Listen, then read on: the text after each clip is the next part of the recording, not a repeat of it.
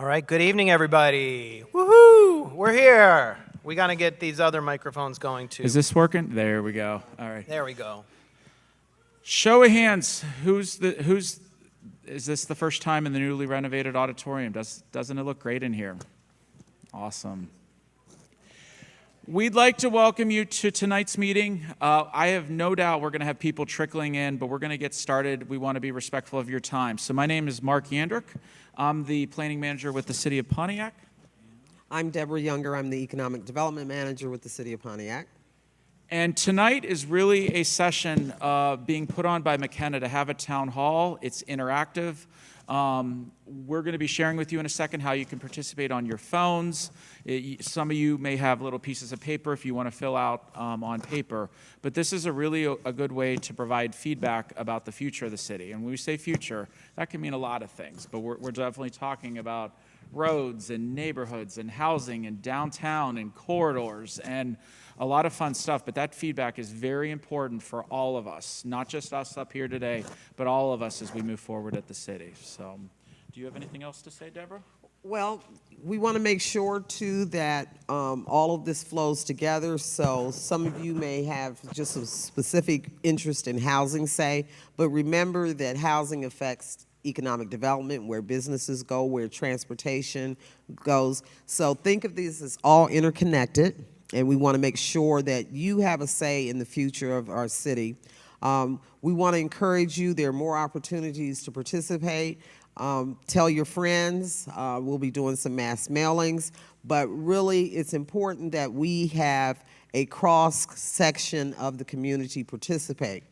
We don't want, there's, in every community, there are the typical meeting goers who go to every meeting. They don't necessarily reflect your views and viewpoints. So it's extremely important to us that you, in fact, participate, get your neighbors, your friends to participate. Some of you who can't come out, do the survey online at least. We want your participation. So we want to encourage you because this is your city and you're planning not just for you, but for your children and grandchildren. So it's really important that we hear from you.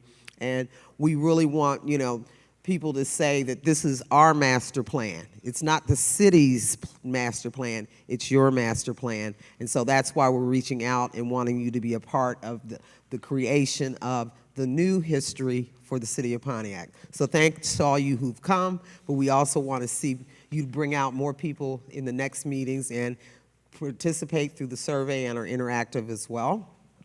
And the mayor's just joined us, so before we kick off, if the mayor wants to say a few words, I'll give him the mic. Well, good evening, everyone. How are you?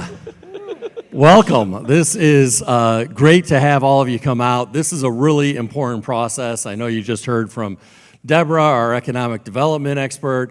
You probably already heard from Mark, our planning manager and planning expert. And I just want to emphasize this is a really important process. This is about setting the vision for the future of our community. So yes, it includes things like land use and zoning, but it's much bigger than just that. It's about economic development, it's about housing, it's about parks and recreation. It's really the blueprint that the community itself wants to see and the direction that the community itself wants to go in. So I want to echo what Deborah just said. This is your master plan. It's not City Hall's master plan, it's your master plan. And so that's why I'm so grateful you came out for tonight. I hope you'll spread the word and encourage others to come out to future events, because for this master plan to really be valuable, it's got to reflect the desires of members of the community. So thank you again to each and every one of you for joining us. We look forward to your continued participation in future sessions as well. Thank you again. I think it's also important to introduce Councilwoman Kathleen James that is here. If you'd like to raise your hand, we thank you for coming tonight. Just some real quick housekeeping. This is a brand new auditorium. Just a reminder, no food or drink except for water in here. We really thank the schools for being a partner in this event. There are bathrooms that are out there. I do want to share with you, if you're following along, but you need to use the bathroom or you need a break or you need a phone call, The audio is actually working in the lobby, so you can still participate even if you're not physically in this room, just in case that were to happen tonight. So with that said, I'm going to pass it off to the McKenna team. First up, to talk about the master plan, why you guys are here tonight, and set things off is Paul Lippens. But before we do that, Mark, Oh, one sure. second, because we have another elected official here. We have County Commissioner Angela Powell, and we should recognize her as well. Okay? Thank you, sir. Okay, now, Paul. Well, thank you, everybody. Thank you for the introduction, talk about how important the planning process as well as the housing study that's currently underway. Housing is interrelated to everything we do for planning. Planning is about people, and the people here tonight are really going to set the direction for this process. We're excited. You know, this is a town hall, so the idea is that this meeting, we want to hear from the people in this room. It's really structured so that everybody can have an opportunity to raise their hand, make a comment. Alexis, my colleague, and I have organized this around some questions, some key questions that will be asked, and we're just going to ask everyone to help us to keep the conversation moving as we go through this. But no, when you have the microphone, if you raise your hand and one of our colleagues comes over, you know, we want you to speak your mind. We want you to tell us why you came and help to contribute. We're also very excited that we are live streaming this event tonight on Facebook, which means for those of you watching at home this evening, you will be able to participate in this conversation as well by going to the Mentimeter platform that we're using for polling and helping to share some of your ideas as we go through it as well. And just so you know, for those of you who are at home, if you're tuning in now, you still have time to come and be here in person. So feel free to get in the car and come down if you want to participate with everybody here in the room. As I mentioned, or I was introduced, my name's Paul Lippens. I'm a vice president with McKenna. I do a lot of urban design, town planning, and zoning work, and I'm really happy to be working with the city of Pontiac on this important project. We really see this as an opportunity to check in with the last master plan to, you know, we don't throw away any of those good ideas. We're working with you to validate them. I know a lot of the ideas that will come up will reinforce some of the ideas in the last master plan, but we also want to think big. We want to think about 20 years, 40 years, 100 years. What type of development do we want to see in Pontiac? What vision do we want to set? And how can we organize strategies in a way that can really impact lives in Pontiac and make people's lives better? The only way we can do that is by hearing from residents about what really matters and what people need to make it happen. So that's my role. I'm also here tonight with Alexis, and Alexis is our project manager on the housing study. And we will introduce our colleagues, but Alexis, do you want to introduce yourself? Sure. Hello, good evening. I'm so honored to be here with you all, and thank you for sharing your time with us tonight. Like Paul said, I am managing the housing study and working very closely with Deborah. Tonight, I will share a little bit of the data analysis that we've been looking into, looking at the market, looking at hard numbers. But what we want to do is verify all of that information with your lived experience. So we will get into that shortly. All right. And real quick, Maya and Ashley, you guys raise your hands. So Maya and Ashley are going to be, they're going to have microphones, so when we are asking for comments and questions, Maya and Ashley will come around. Does anyone tonight need a translator? We do have a Spanish translator on hand tonight. I am not the Spanish translator, but if anyone would like to speak in Spanish, we are able to accommodate that this evening. And additionally, we'd like to thank Deborah and Mark for helping us along the way. They might chime in. They're really the city experts. So we're going to be looking to them tonight for guidance as well.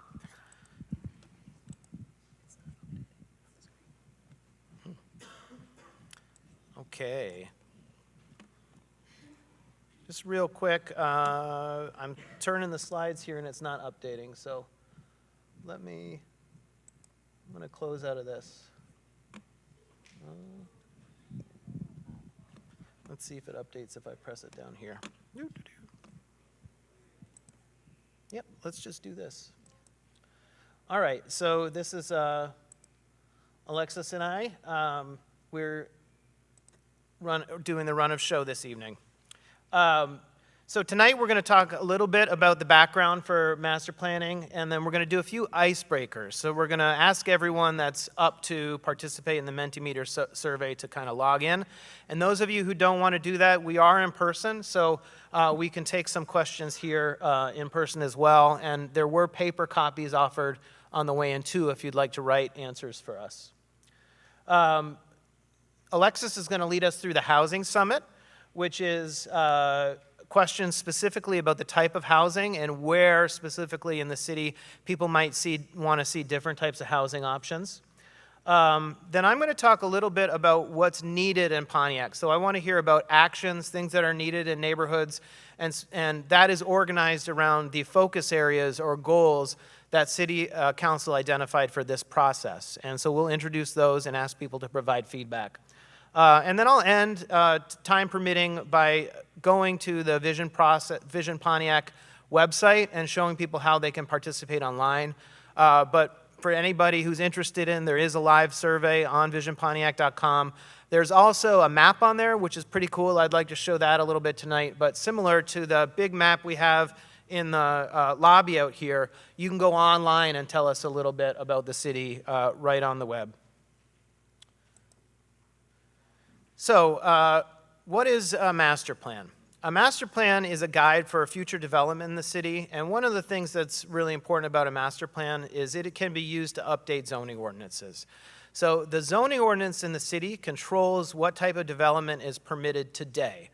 For instance, if a restaurant is permitted along the street by your neighborhood, the zoning ordinance would say what the parking requirement was for the restaurant, how many seats were permitted in the restaurant or how big it could be, and other things like what type of landscaping was required.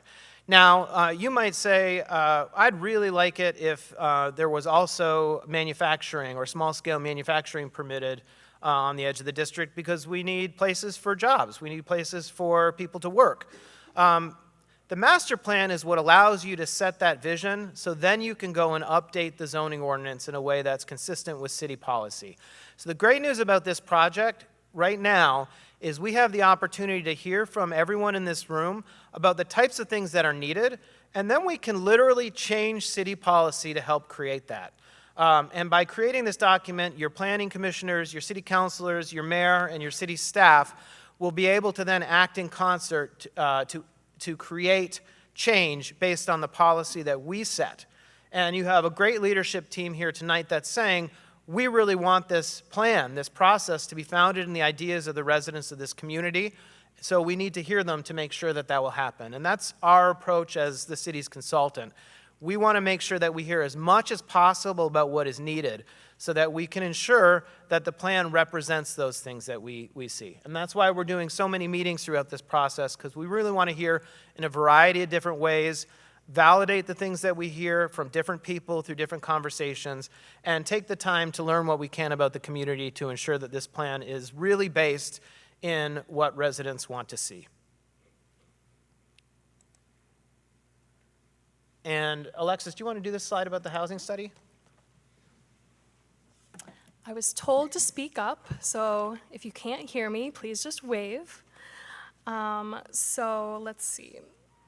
As was mentioned, the city is developing this new master plan, and at the same time, we are conducting the housing study.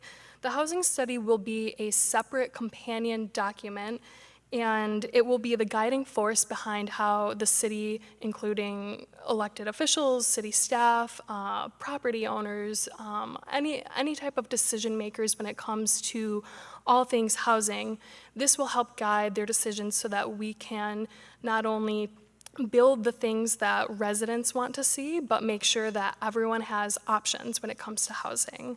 And the city recognizes that we are in a critical moment right now in our economy, as well as the city's history, to be able to make strategic decisions that will influence the near term in terms of the next couple of years and development that is pushed forward, but also in the next 10 to 15 years, I think to Mark's point, where your children and grandchildren will have opportunities to live in the types of housing that are available to them.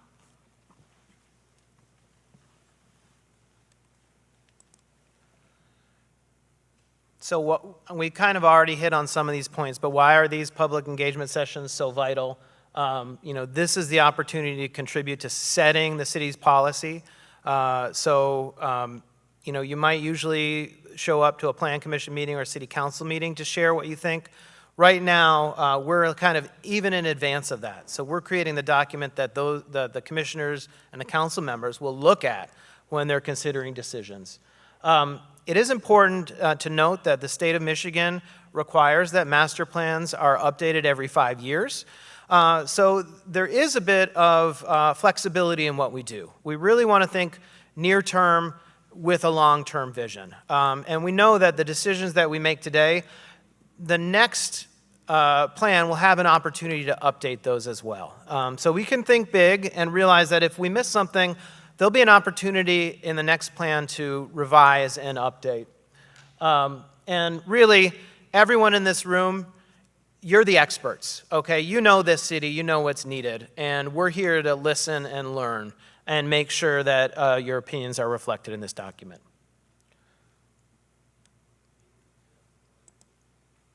All right, so we're going to give this Mentimeter platform a test here. How many people have a smartphone or a mobile device this evening? All right, so this is going to be a lot more fun if you use it and participate, because the really cool thing about this activity is if you sign in and kind of go through this process while we do these questions, you'll also be able to see what everybody else in the room is saying. So you'll be able to see kind of how your responses relate to everyone else, and that can be a good point also for having this dialogue throughout the evening. So this is the website. You go to menti.com. I see some people using the QR code, which you can use your camera, and that will give you the link. Then when you get to menti.com, the code that you're going to use is 2975-5833. And that's actually going to bring you up to this presentation that we're going through right now. And does anyone need a paper version of the questions? We have many, so if you're not comfortable using your cell phone or maybe you're low on battery, we have all of the questions that we'll be asking tonight in paper format as well. So please just raise your hand and Ashley can come and give you a copy.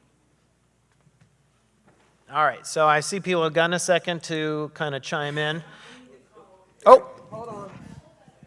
I'll go back, and the code will appear on the slides with questions as well, so you know, but it's best to get logged in right now. So yes, the code is 2975, thank you, Maya, 2975-5833.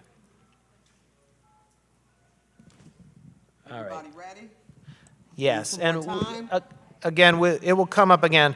I want to kind of go through the ground rules for tonight's presentation as well. First of all, we're going to ask everybody to keep an open mind and listen to people, right? So if you can participate on your phone, we would love you to do so. But if not, as Alexis mentioned, you can participate on paper, and also you'll have an opportunity to provide feedback.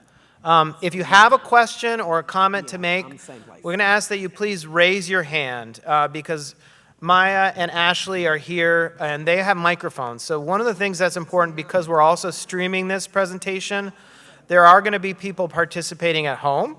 So we'll want everybody's comments to go through the microphone so that everyone can hear what's said. That will also help us document the contents that are made at the meeting.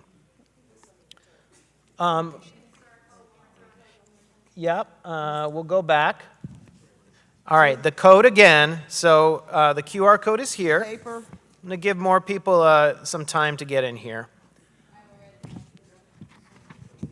Menti.com, or use the QR code, and then you use 2975-5833 is your code. 2975-5833.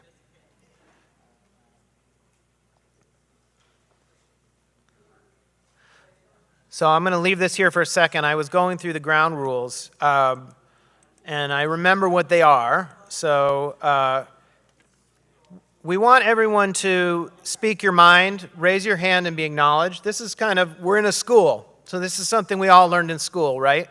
If you have something to say, that's great. We want to hear it.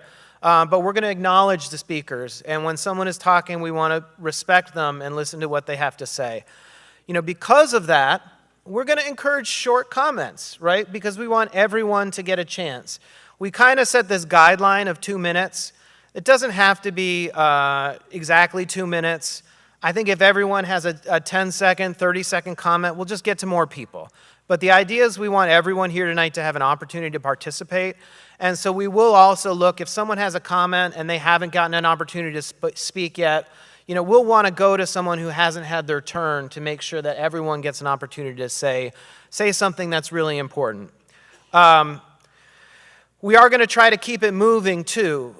So with that in mind, we're kind of going to go through this presentation, and if we have a little extra time, we'll stop at the end and say, okay, let's have an open discussion now, because we made it through some of this questions. So the questions are really just designed to make sure we get to a lot of the different important things that people might have come to talk about tonight. So you also might get some ideas while someone else makes a comment. It might trigger an idea in you. And that's why you can even use the paper that we pass around just to write some things that you want us to see. So not everything you say tonight has to be, or think tonight has to be said out loud.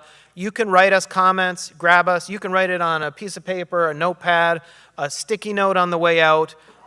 Grab one of us and make your comment on the way out. We want to hear everything. So this is really, it's a town hall. It's structured, but it's structured so that we get a chance to hear from everybody. All right. So here's the icebreaker, all right? This is just a starter question, and I got to go along here. Here we go. Thank you. All right, so here we are. We got the code, and on every question slide, just so you know, the code is going to be up top. So if you get disconnected or need to reconnect, the code will be on every slide where there's a question. All right, so the question is, how long have you lived in Pontiac? And for those who don't live in Pontiac, you'll note that that's an option too.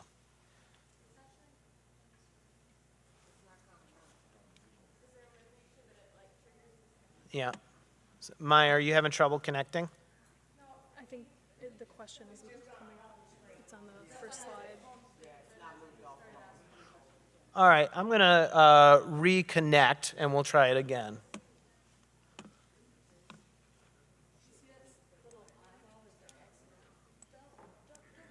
Oh, it's too late. I already did it. I'm going to refresh and reconnect.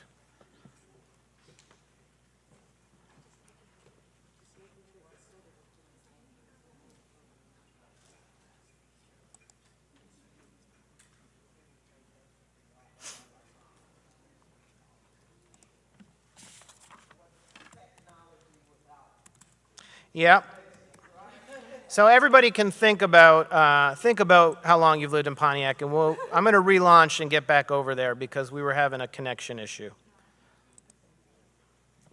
I just saw that there was like a little toggle that just said, like, that was an eyeball that was X'd out, so I was just wondering if it was maybe just, like, made invisible. Oh, see on there, and it's, okay, it doesn't say that, so I think it must be one of those down there, and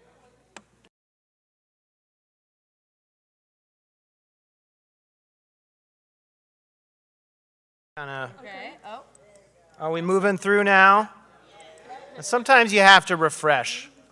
So, all right, I'm going to go back to that question now that we're refreshed, and we do have the same code, so that is verified. And here we are. How long have you lived in Pontiac?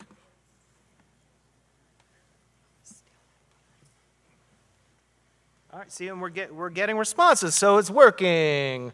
And the cool thing is hopefully we have some people participating at home that also can answer this question. And so it usually runs a tally. Yep, I can see there's 36 people responding so far or active. And that's great. So more than 15 years. A lot of people have lived here for a while. We've got 10 people who don't live in Pontiac, and maybe you're a business owner or just interested in policy, and that is okay as well. We want to hear from, and everyone that's interested in Pontiac has something to bring to the conversation tonight. And it looks like, okay, we've got 42 responses. That might be our baseline. Just by show of hands, has everyone who's trying to do this figured it out? All right, okay, we're working. Very good. All right, we're going to go to the next icebreaker question here. And this is, where did you go to high school? Oh, this should be a word cloud, I think, but... Yeah, it'll be open-ended for them. Ah, okay. It'll populate. Oh, yeah. Here we go. Yes, all right. So we're going to have people, a lot of some Pontiac Northern here. Hey, hey. Some Northern and Central in the house. That's fun. Very cool. So yeah, we will have two types of questions tonight. Some will be word clouds like this, where you'll kind of be able to put some ideas in, and then some will be kind of the multiple choice questions like the prior one. And we got 42, so I think that's how many people we have participating right now. All right, we're going to do one more. We want to know how you heard about the event tonight. This one you might have to kind of squint your eyes to read a little bit, so I'll read through these responses too. So we've got either you got a phone call, maybe you got an email to let you know that this was happening, maybe you saw something in the mail about the event. A few people who saw the event on social media. That's great to know that was effective. We made some flyers. Some people might have learned about it on the city website, in the newspaper potentially, or other, which maybe is word of mouth or your friend told you. City council meeting. City council meeting, that's great. Yeah, we did talk about this event at city council. That's great. All right, and we're up to 42. That's our current total. So I think we have people, 43. We got another person in. That's great. Hopefully some people watching online choose to log in and participate as well. We'll see that happening throughout the night. All right, so we are oriented. We know what we're doing and we're ready for the discussion. I'm going to pass it over to Alexis, who's going to lead us through this conversation on housing.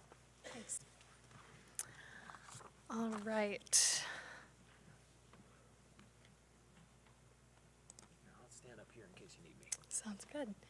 Okay, so like I said, what we have been doing so far in this process, which we're still in the beginning phases of, this is only our second public event, has been looking at the data that's available to us. So this is all US Census data, and I just wanted to level set with everyone in terms of what types of housing currently exists in the city, what is the makeup.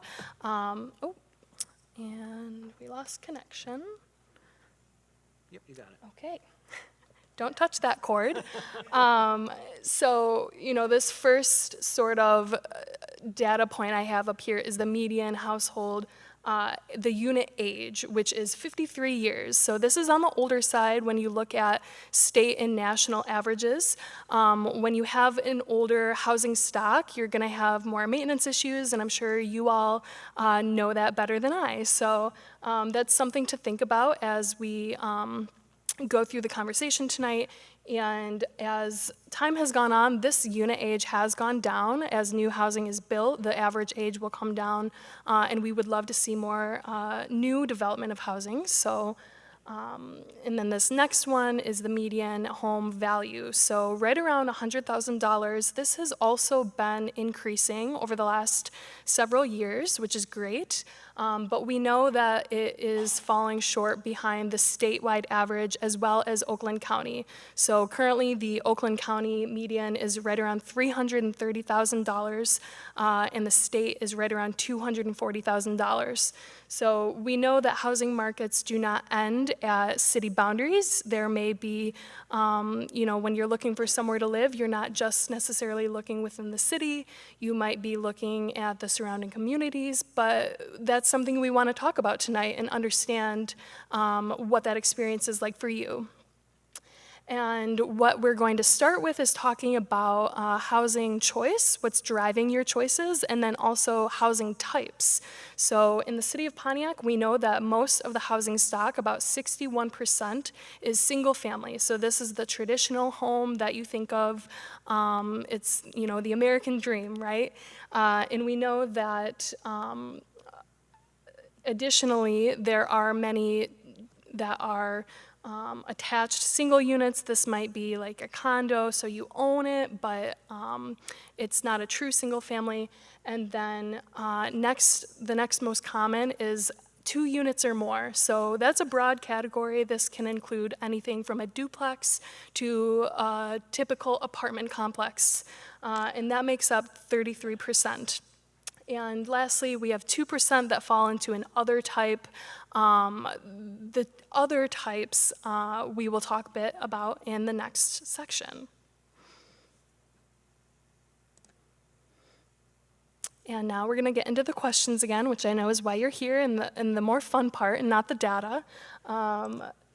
So for this first question, like I said, we want to think about and learn from you when you are looking for a home. What is the number one thing that is driving that choice? We know that cost is often, that's the number one, right? You can only purchase or rent something within your budget, but that may not necessarily be true for everyone. Cost may be secondary to something like close to schools if you have young children, or you know, close to family and friends. We know that I'm born and raised in Saginaw, and having moved away from home and not being close to family and friends is challenging, so that might be a big determining factor for you. As well as being close to things like work. We want to make sure that you're not having to drive well out of your way just to get to your job. And it looks like neighborhood safety is coming in at number 1. That's obviously a big consideration. You want to feel safe in your home. And it looks like number 2 is coming as cost. And next is the commute to work. So, and this is great feedback. And as we go on, we will be having open discussions. So we will run through a couple of questions, and then we're going to open it up for discussion. So just keep that in mind as we keep coming through these questions, and let us know what your thoughts are and things like this. Now, this is the same question, but we have different options. So we know that the first category of considerations is sort of the primary group, the cost, the commute.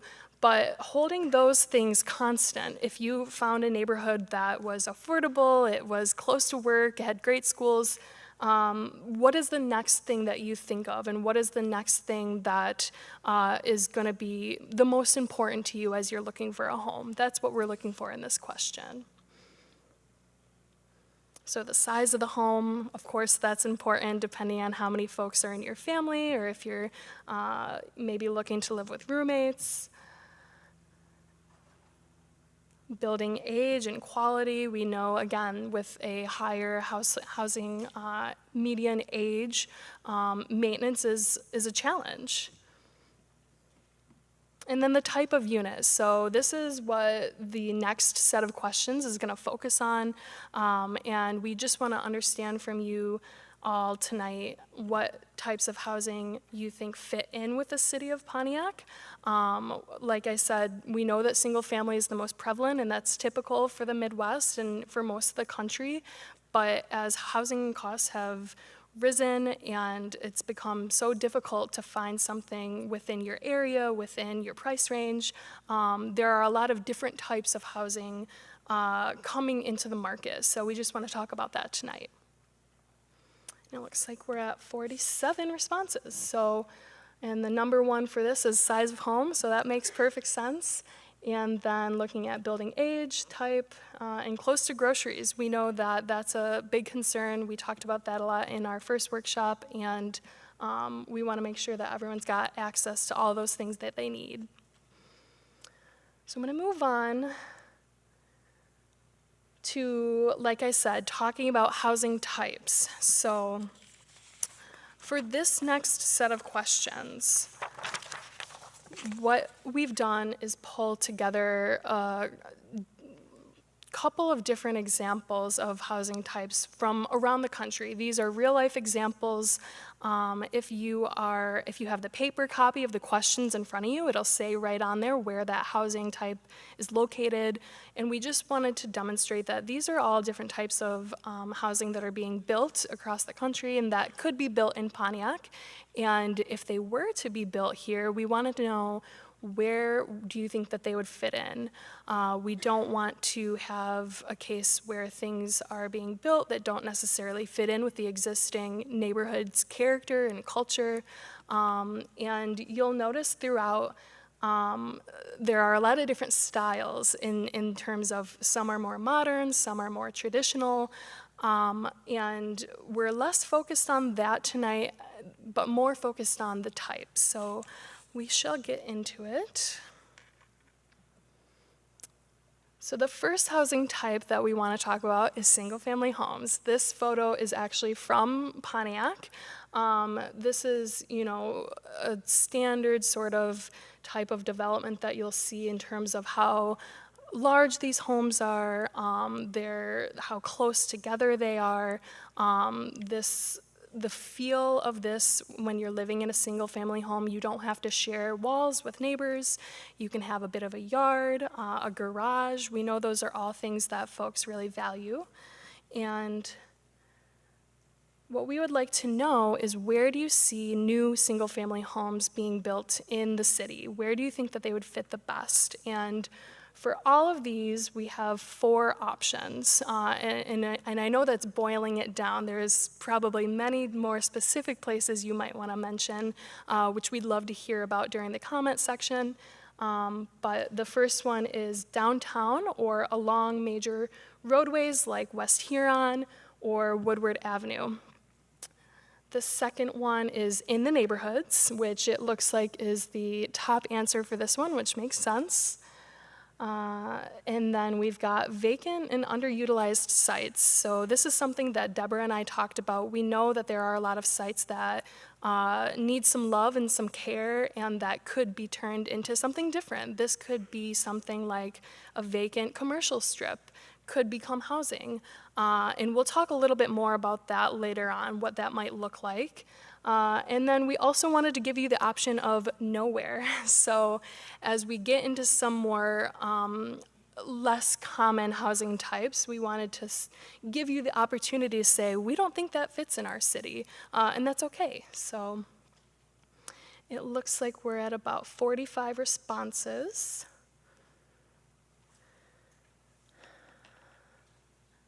So I think we're gonna move on and hold discussion until the end.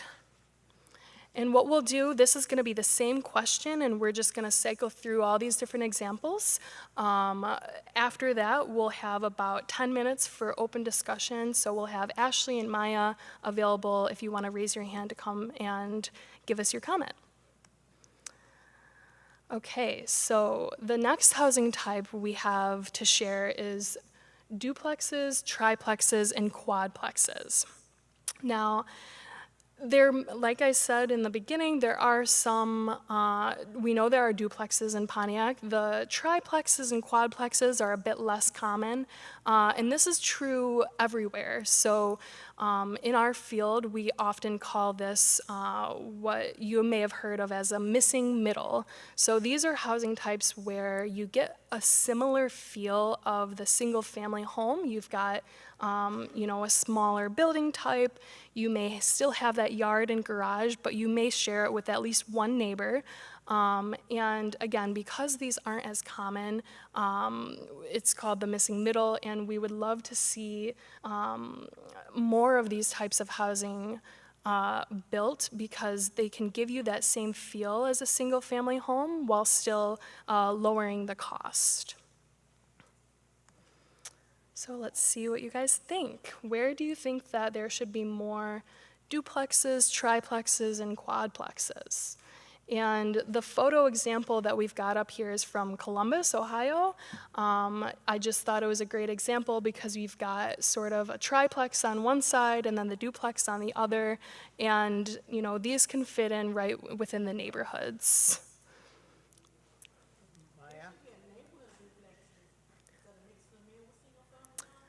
Sure, and that happens as well. So the comment was if you couldn't hear, there should be or could be a neighborhood of duplexes, and that is very common. So, and it looks like some folks want to see these built in the neighborhoods, but others want to see them built on vacant or underutilized sites, and that's great.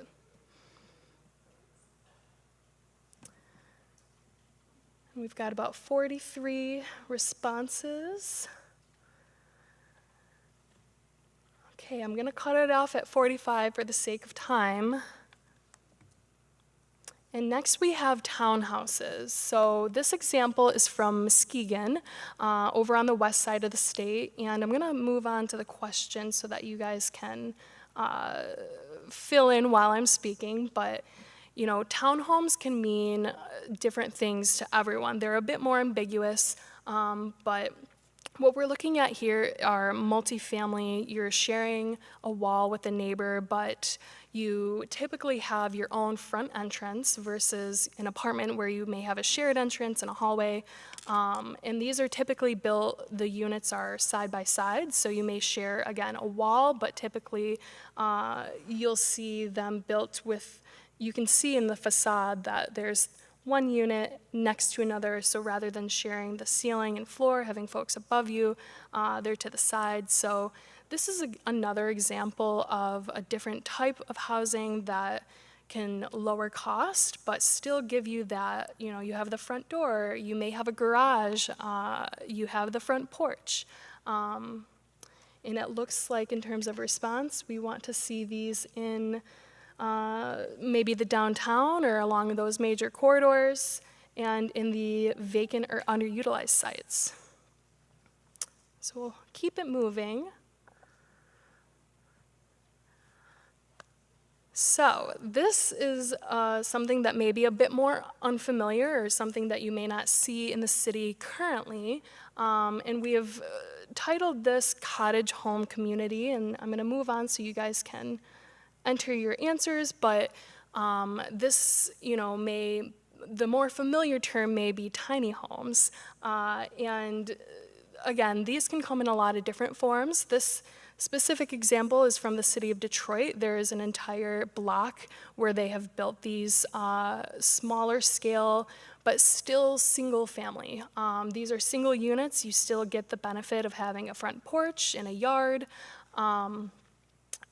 But these are also permanently affixed. So some tiny homes you might see that are built onto trailers so that you can kind of live a more nomadic life, but these can also be built in a permanent foundation so that you truly get that single family feel, but again, you may be lowering your costs because of that small scale.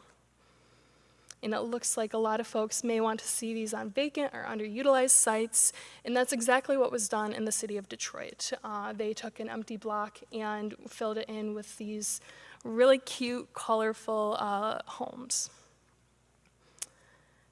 Okay, and we're at 45, so I'm gonna continue on.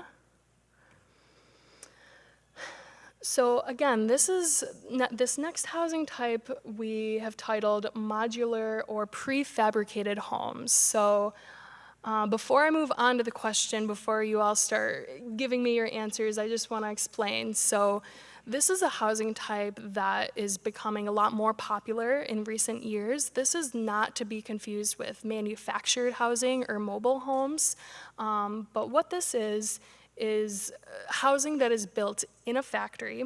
They're often built in what they call blocks, so you may get a sort of large chunk of that home built entirely within a factory. So the materials are not exposed to the elements. You can sort of continue construction throughout all seasons, which is a huge benefit in terms of construction time as well as cost.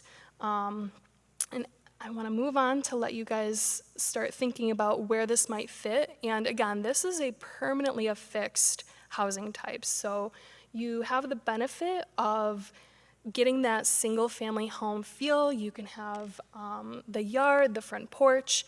And another great benefit of these is that they are highly customizable. So this example is from, I want to get it right.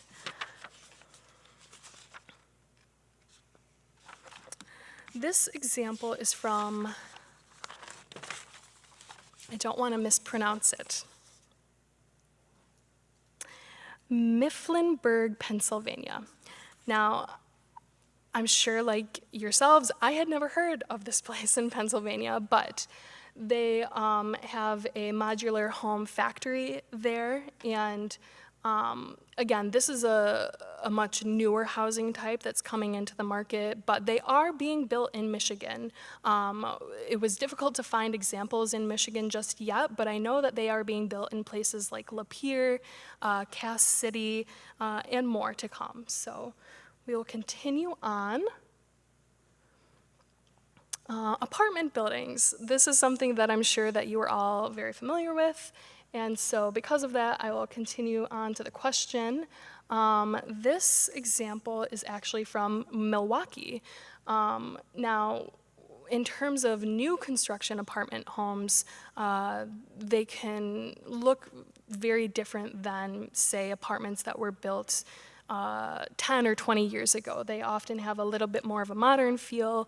You'll see this example, it does have some interesting architectural features to make it feel like it's not just a sort of blank face. It's got balconies and things like that. And, you know, again, because of the smaller unit size, these can range in terms of cost, but it can obviously be more affordable than purchasing a single family home. And I will mention that we do want to talk about things beyond this in terms of housing, in terms of, are you a renter? Are you an owner? Do you want to own a home? Do you have challenges with that? And that's something that we will talk about at our next workshop. And we will be sharing out the dates and encouraging you to come join us at those as well. So I just wanted to mention that this is only one component of this huge topic of housing. So it looks like the top choice for this one is downtown or along major corridors, which makes a lot of sense. And that's typically in our field, what we would recommend. They are a great housing type to have in those transitional areas. You may not necessarily want to see this in the middle of a single family neighborhood. It might not fit in very well. So this is not surprising. And we'll move on to the next one. Mixed use. So this is something that may be familiar to you or not. This is an example from Lansing. And what I love about this is that you see on the bottom all of these different small businesses. So folks that are living upstairs have the benefit of being able to walk downstairs, grab a coffee, maybe even walk or bike to work. So it's just a bit of a different experience than living in something that is only housing, such as the apartment building. So I'll move on to the question. Sorry about that. So where do you think that mixed use fits? And this, I'm sure, will be unsurprising that downtown and along major corridors is the #1 answer, but we want to verify all these things. We don't want to be making assumptions about what you want to see, so this is great to see. And then again, the vacant or underutilized sites, and with the master plan, what will happen eventually is we'll be looking at the future land use plan, which will more specifically identify areas that are appropriate for all of these different types of housing, as well as other uses, commercial, manufacturing. So I'm gonna keep moving on. We've got about 48 responses. And we're almost done with this section of the presentation. So This next one is accessory units. So you may have heard about these in terms of a granny flat, an in-law suite. These are typically smaller units that are built on the same lot as a single-family home. And they could be built on top of the garage. And I'm going to move on so we can get you guys answering, but we want to know, where do you think that these fit in? So again, you are typically going to see these built in with existing single family, and this is another way to encourage affordable units. You may have a multi-generational household. You may have, again, your parents moving in as they age, and we want to make sure that that as you age, you have different housing options. So this is just one.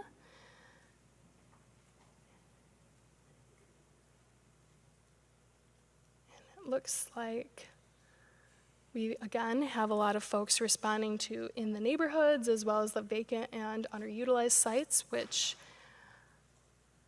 makes sense. And we're going to continue moving on. So this is the last housing type I have to share. This specific example is from Flint. There is a nonprofit developer there that takes what were previously school buildings. This was an elementary school in Flint that they converted to senior housing. And so this is just one example of what we would call adaptive reuse or rehabilitation, taking something that was once a school and turning it into housing. So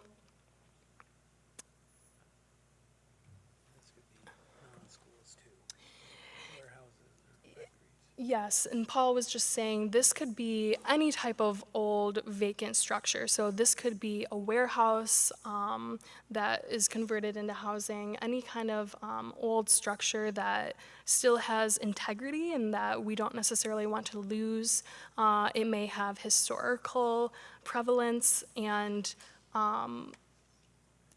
it's a much more difficult development type. Rather than starting from scratch, you have to get in there and see what needs to be upgraded. But it is something that is a way to make use of these existing structures and bringing them back into life.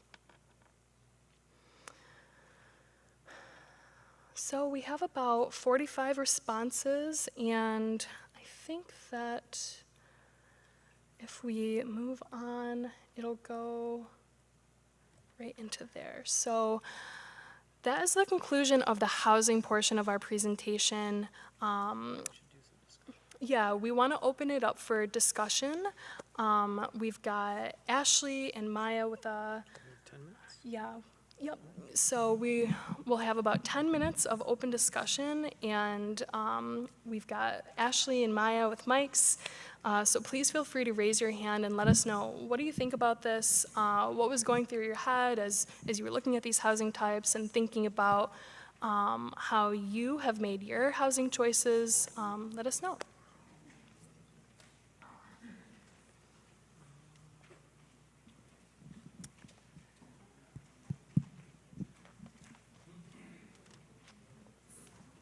So was there anything that anybody saw that they thought was particularly interesting? Maybe accessory units, some of the bungalow court types, anything? Have you seen any of these things in your neighborhood? All right, we got some comments out Yeah. here. I had a comment on the first option that we had. The options that you gave us for what we look for in a house, nothing indicated aesthetic. And so that would be, for me, the number one, is how the house looks, how it makes me feel, so aesthetic. And then, you're obviously looking at the rest of it, cost and safety, but you're leaving out aesthetic, and that's very important. Yes, absolutely. That's a great point. And I think, the reason we left that out is just because we often say, in our field when we're looking at different housing styles that the beauty is in the eye of the beholder. So we wanted to focus less on that, but that's a great point. One of the things that I noticed is there are a lot of different housing types that you guys presented. I just want to make sure you keep in mind that there need to be more family homes, meaning more than 2 and 3 bedrooms, so that families can actually find a space that's not crowded. Their kids can study and have pretty much a place to feel like home and not crammed up. And that's a great point, and I will also mention that I think it was previously mentioned, and we will go over it again, that there is a long-form survey which covers all of these things that we've been talking about tonight, but it does talk about number of bedrooms, which is a great point. Thank you. Yeah, my question is that Pontiac was built a certain way, and so as we start to make the change for how our neighborhoods look with housing, how does special exceptions that have been made in our community now affect this master plan? So that's a great question, and the special exceptions are sometimes called a special land use process for site plan development or zoning approval. Usually for a single-family process, if someone was building a single lot, single-family home, those types of developments are exempt if they're in a zone where they're permitted from that process. But when we start talking about duplexes, triplexes, townhomes, or sometimes they're called single-family attached, even accessory dwelling units, units above garages, the city can attach different rules to where and how those are permitted. So part of what we're interested in learning about, particularly with respects to some of the middle housing types as Alexis presented, is how desirable are these types of units in different areas. So for instance, within neighborhoods, we know from a design perspective that a duplex, a triplex, even a small apartment building within a city can be integrated in a way that really feels great on a block. You can build them on small sites, and they even can have larger unit sizes. So you can have new unit with 3-4 bedrooms in a stacked duplex, for instance. However, the way those are permitted can be controlled through the city's zoning ordinance. So the relationship between the housing study and this master plan is when we get to the future land use plan, we can recommend that different housing types are permitted in different areas in the city, either by right without a special exceptions process, or possibly with certain criteria attached. And that's what that special land use or special exceptions process would dictate. So one of the things that you might consider for instance, a small apartment building being located in a single-family neighborhood is an appropriate amount of screening around the lot, the amount of parking being provided, and the access being controlled in a way where it wouldn't interrupt the flow of traffic on the street. And that is what can be controlled in a more discretionary approval process. Those types of things those types of impacts are more in play when you talk about larger apartment buildings.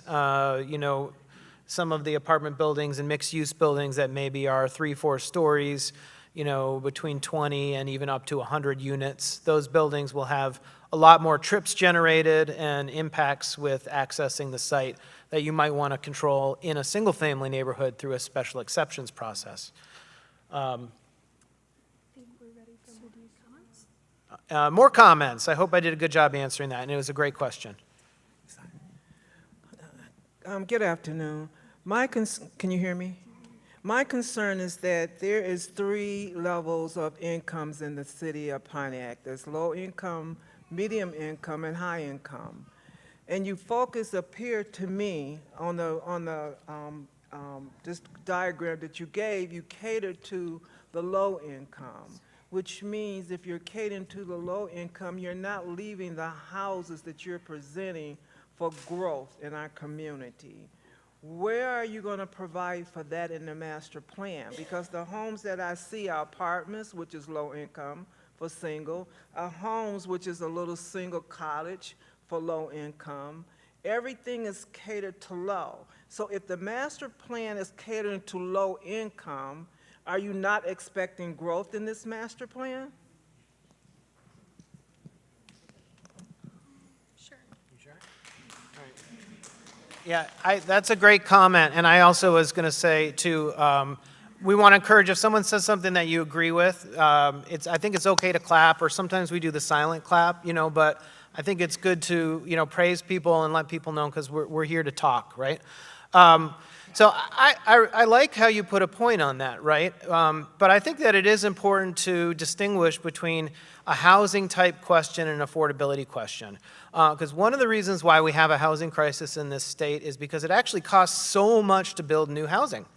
And many of, like for instance, many apartment buildings are built and they're only actually accessible to higher income people because either the rent or if it's sold as a condo, the price to build is so high that those units only become affordable to people who are above the median income in a place. So really, a process to create housing and a mixed housing type does exactly what you're suggesting, and that is make sure that housing is created so that it's attainable at different income levels. So we want a strategy that creates attractive, high quality, durable, lasting housing that is encouraged for people who are of higher income brackets to move to the city. Assuming people agree with that comment, which we got some claps, and I think that people probably do. I'd like to hear more about it.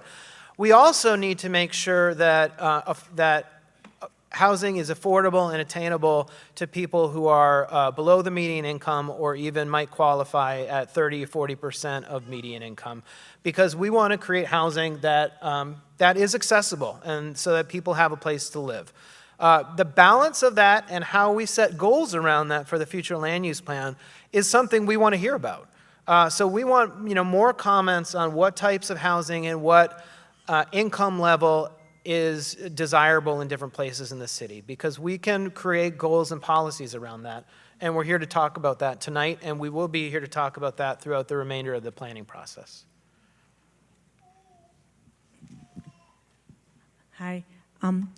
I've lived in the city for 40 years. In our neighborhoods, a lot of them are only a certain amount for the footage. So the housing that you're presenting, some of that goes with that because we're limited on what we can put on these properties because they're so small because of the history of the city. So that presents a little problem about making the bigger houses with more bedrooms and things because we only, certain areas maybe have more property, but a lot of the don't have that. I think that's a really interesting observation, and we might make more comments on it. We have another response here, maybe it's along the same lines. You want me to go or? Go ahead, okay. I just wanted to piggyback on what this resident stated.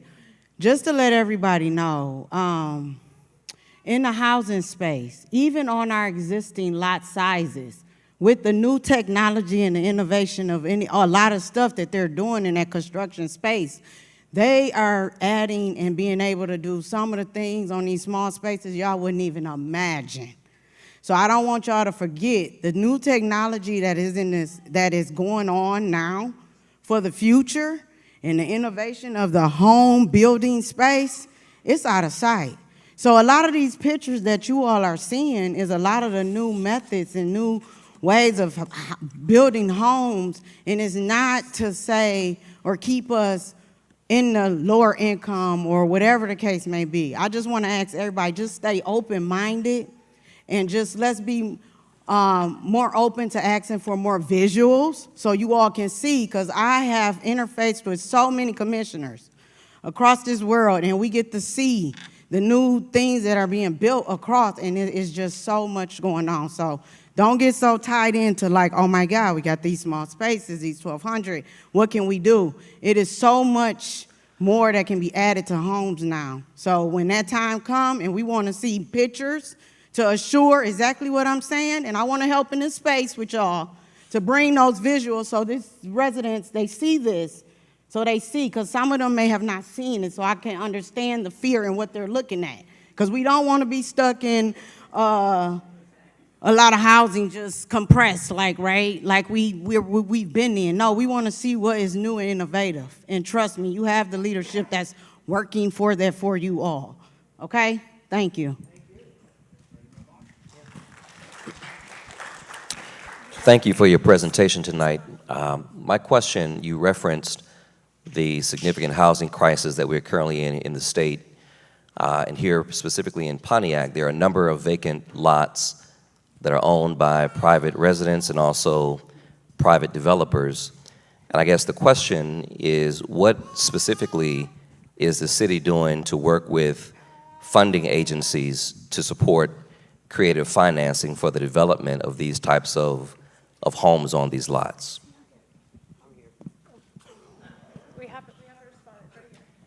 A couple of key initiatives that we're doing. We just created NEZ zones. NEZ is a neighborhood enterprise zone. Up to 15% of the city can be a NEZ.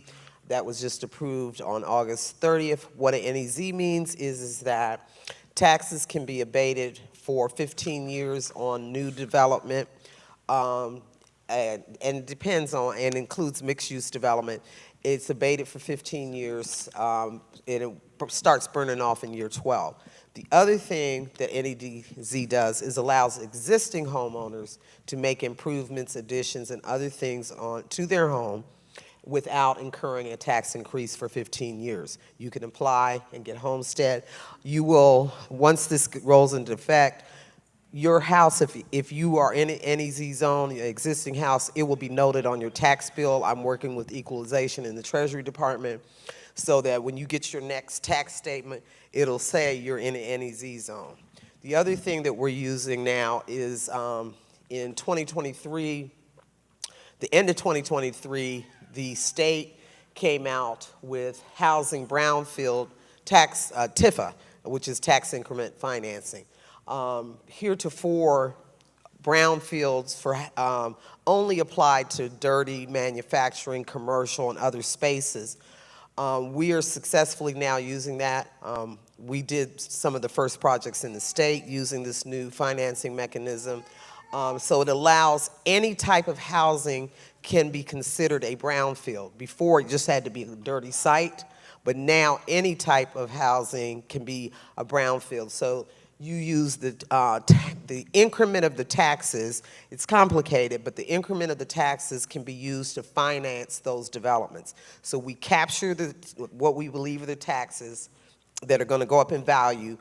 A lender will loan against that value and put it into the project so that you can in fact develop it. So those are some of the first tools we're using. We're working on, it's not there yet, creating a revolving loan fund so that we can incent developers and others to actually come in and do the work. We are, in fact, surprisingly, the city doesn't own as many vacant lots as people think. You see them, and you assume the city owns them.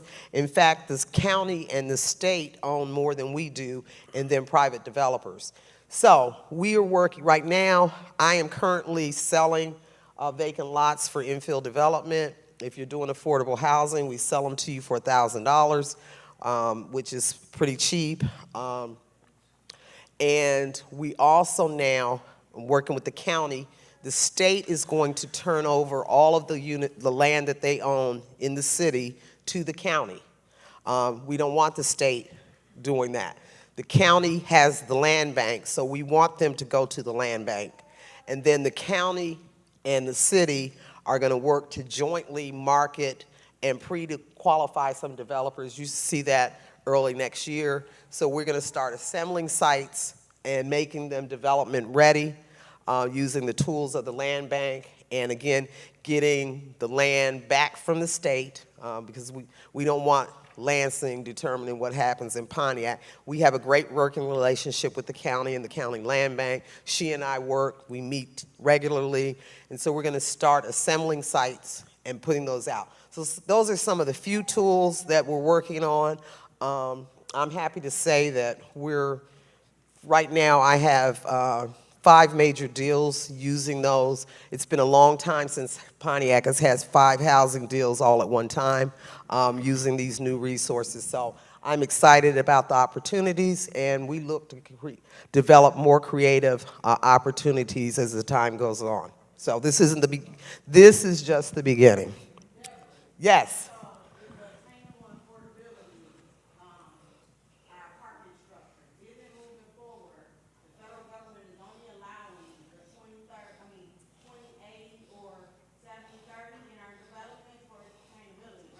Yeah. Well, there is some modification. It depends on programs. What she's talking about is the mix of affordable and market rate. There are new programs that are coming out that, before everything was just low income, and we found that when we don't have a mix, of housing types, you should be able to live beside a neighbor who's more affluent than you in the same area and not know. You don't have to know that this person is low income. The state has come out with workforce housing. Before, you couldn't do anything above 80% of median income. Workforce attainable housing, we're now financing up to 120% of area median income. And for Pontiac, that's a lot of money because we use the median income of Oakland County. The county is much more affluent than we are. And so we're able to attract higher incomes and while maintaining affordability, but because Pontiac's median income is $35,000, the Oakland County is about $56,000. So we benefit from having the affluent county cities around us. And I don't want to I know other people have a lot of time. I don't want to, just be the financing show, but, I'm happy to take other questions afterwards, but I want to let other people talk. This is a fantastic response and a really great question about how to make development happen. I would like to transition into the next part of the presentation, but there are a couple questions. So if we could keep these to under a minute, and then we'll go into the next part. We want to hear from everybody at every point. And the rest of tonight is going to be dialogue like this. So there will be no time when we're not taking questions for the rest of the night. So one here. Yep. Mark, can you? They're up there first. Oh, okay. All right. Thank you. Ashley first. Go ahead. She said go ahead. Ms. Dabb, my question to you is, where are you?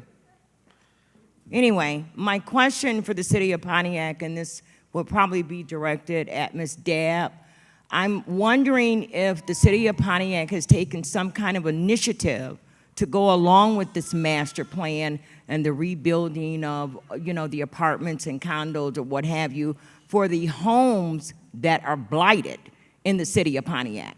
So you may have, I know she listed the medium income as being at a certain price, but once you have maybe a structure that is blighted, as you call them, what are your plans to deal with those?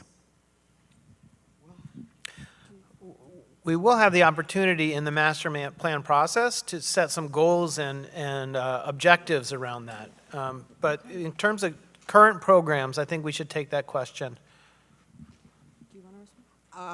There's currently a home repair program that works for existing homeowners. It's up to $25,000 in repairs. It is a strict grant. You do not have to pay it back. Right now, it is closed. We're processing the first 230 some applicants. As soon as we finish that, we will reopen it. We anticipate reopening the program probably spring, summer 2025. We will have spent, when we finish this round, over $3.5 million. That's not a lot of money. We know the need is far greater than that, but we have to start somewhere. Pontiac has not had a home repair program of its own in 2 to 3 decades, definitely 2 decades. So this is the first time in at least 2 decades that we're addressing blighted individual homes, trying to keep them in productive use and preventing people from being displaced because their homes are in such a state of disrepair. We have one last question before we move on to the other master plan topics. My question is in reference to a lot of the blighted homes in Pontiac. I heard her say that we were going to take over, well, the county is going to take over from the state. But a lot of the times in those county auctions, the residents are outbidded by developers.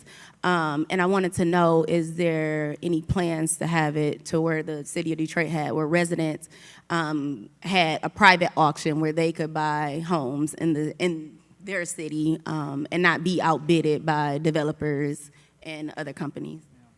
And I think that's a great idea. I think what we can do is definitely take that, and we can work with Deborah to take that feedback back to see if that's a possibility in the future in the city of Pontiac here. Deborah, do you have anything to add to that, or is that good? Okay. Ideas like that, sometimes I think this is a great idea. Let's see how popular it gets, right? And that's the type of thing that could go in the plan. Some kind of a program that gives residential preference for purchasing and redeveloping sites. It's a policy that I've seen and heard about in other places as well. Hard to implement, but a good thing to consider for a number of reasons. So the next part of the evening is going to be organized around these goal areas or focus areas. And like a lot of the ideas that are even being discussed now, like what can the city do to create more accessible housing options and development options for residents. That idea is something that we would want to create as a policy. It definitely is related to the city's goal to create and improve opportunities for neighborhoods and housing. So what we're going to do for the next part of this presentation is we'll read through that goal statement so that we can understand how the overall vision to improve Pontiac can be achieved through these focus areas. And then I want to ask about actions. Like, what are the needs? What are the actions? What projects should the city be considering for each of these goal areas, which are neighborhoods and housing, redevelopment, workforce development, downtown and commercial areas, transportation and walkability, historic preservation, and future land use. So I'm going to try to do about 4 minutes for each of these. So if we have kind of 8 30-second questions or comments, we can keep it moving. But I will try to move through this. And just remember, for your Mentimeter, you will also be able to respond with ideas on your Mentimeter. And we're going to use that word cloud version that we did at the beginning of the presentation. And I think you can put into up to 3 words. So that's 3 different ideas or an idea that lasts 3 words. So a little bit about kind of what goals, objectives, and actions are, or strategies. We're going to look for you to help us in this objectives and strategies area. So these are things that are needed, projects, things that can be implemented. They might be observations that you have, maybe aspirations for your neighborhood or things that need to be fixed. But we're going to organize it around these goal or focus areas, which are the general statements on how to achieve the vision. At the end, we do have a vision statement that we'll want to talk about, but we really wanted to prioritize just hearing about the specific actions people wanted to see.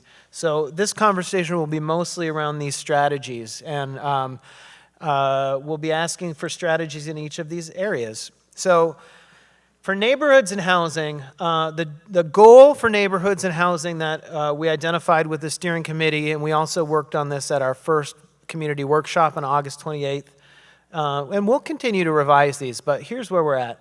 Strengthening existing residential neighborhoods to be a place for everyone to thrive.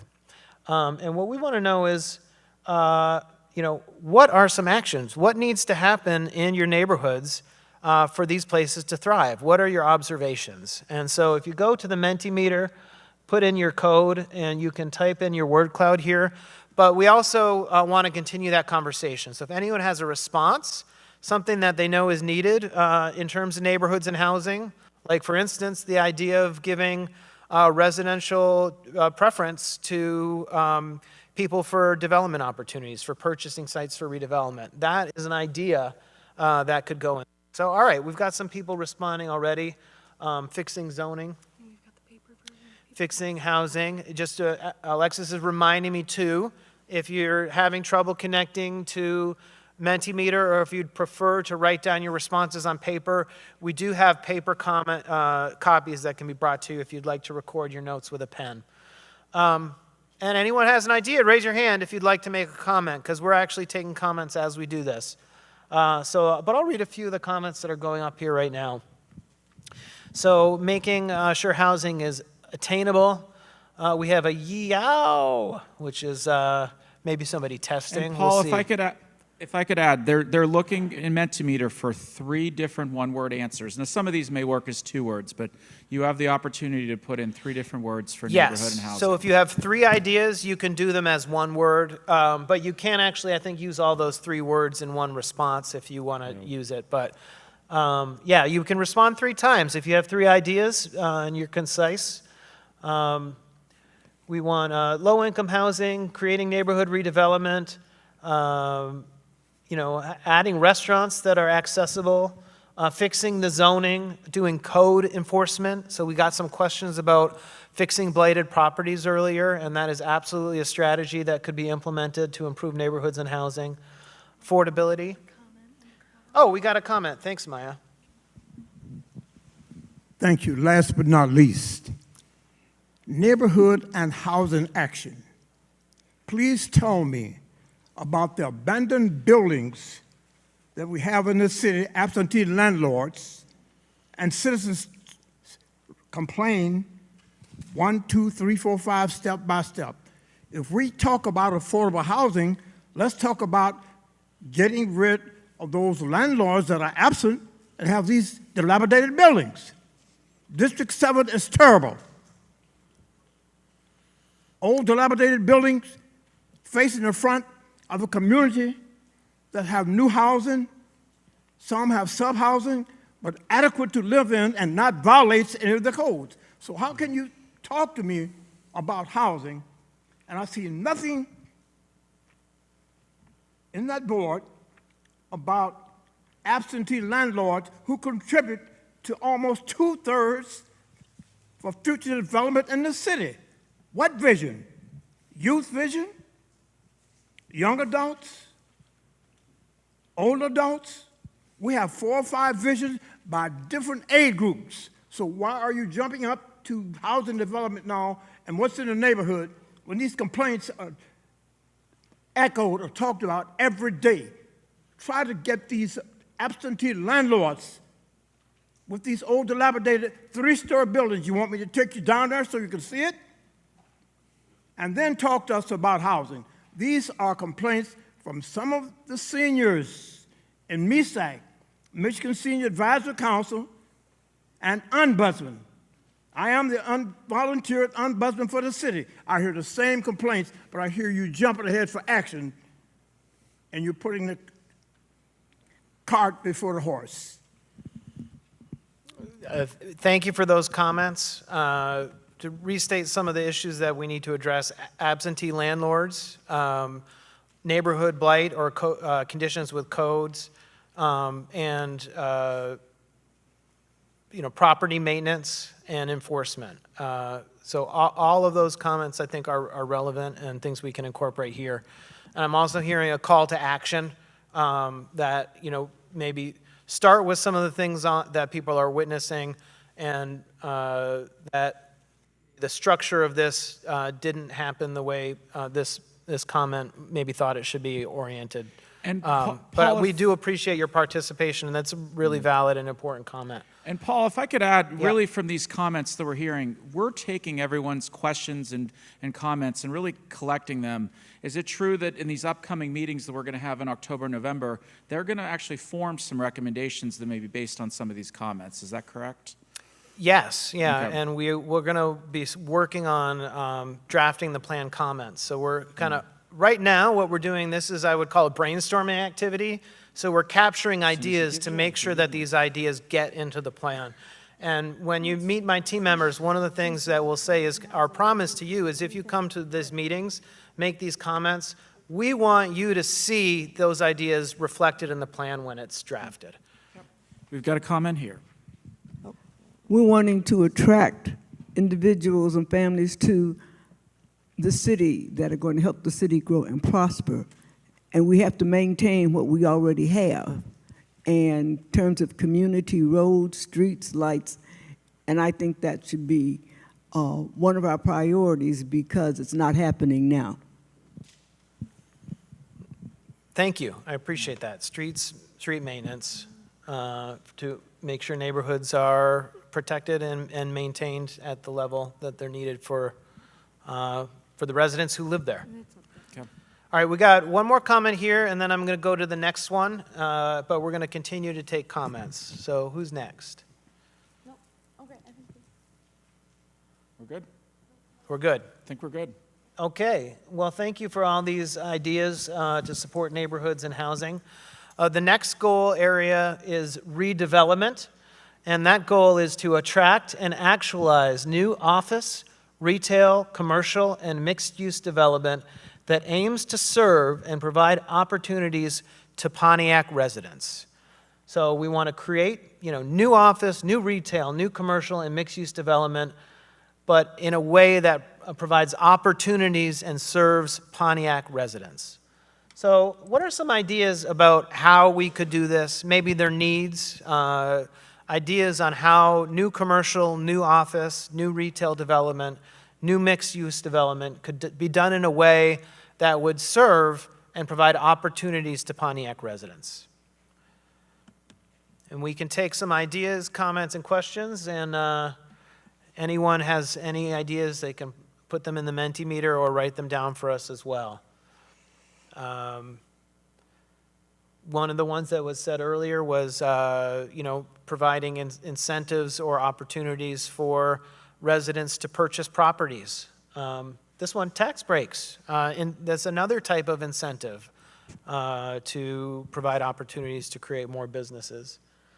Little connectivity, connecting neighborhoods to commercial areas, making sure that there's adequate, as was just mentioned, streets infrastructure, sidewalk infrastructure, buses or other ways to access jobs and economic opportunities.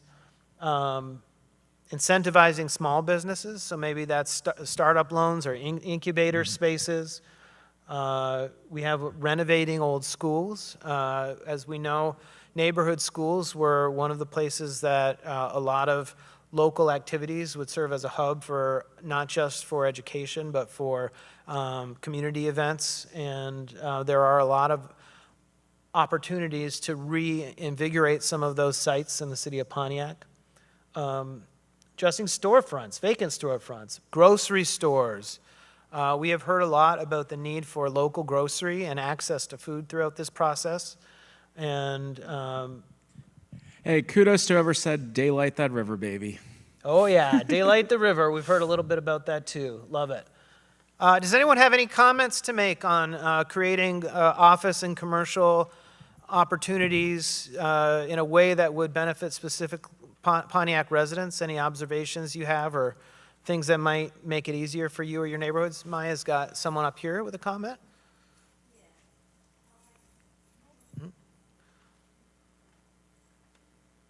Thank you. I would like to say, as far as the bus is concerned, Walton Boulevard need a bus. Also Updike. For the ones walking, they need a bus. Another thing I can like to say, what about these abandoned schools? You can make them for homeless people. Grocery stores that access, not just stores, grocery stores. Mm-hmm. You don't even have a bus to go to a Walmart. So how do people need to get around? Let's talk about that. I love it. Thank you for those comments. Transportation, utilizing neighborhood schools, that's, really great ways to provide access to opportunities for people who live in the neighborhoods. Great comments. I appreciate it. Thank you. Any more comments on this goal? All right. Well, we got a lot of great ideas here. Still a few coming. And let's go on to the next goal. This one is workforce development. I think it was really showed foresight by City Council to identify workforce development as a focus area for this master plan. It's really related to economic health and vitality, and I think it's important The goal that has been articulated for this is to address barriers to maintaining an adaptable and prepared workforce, and develop and maintain an effective communication network between local businesses and residents to facilitate access to education and employment opportunities. So we want to create an adaptable and prepared workforce that has a communication network between businesses and residents that facilitate not just educational opportunities, but also employment opportunities.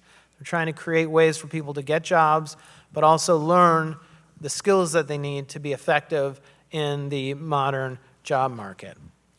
So any ideas about actions that are needed to help people either get workforce development or to provide workforce development services?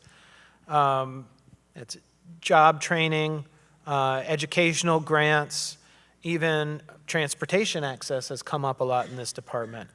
So Paul, unfortunately, Carlton Jones is left. I would love to have, he was here a little earlier. Unfortunately, he must have had a commitment, but I know he's spoken a lot about workforce development in the city, but it's important to see if anyone else has any other comments or questions. Right here, we've got one. Okay, perfect.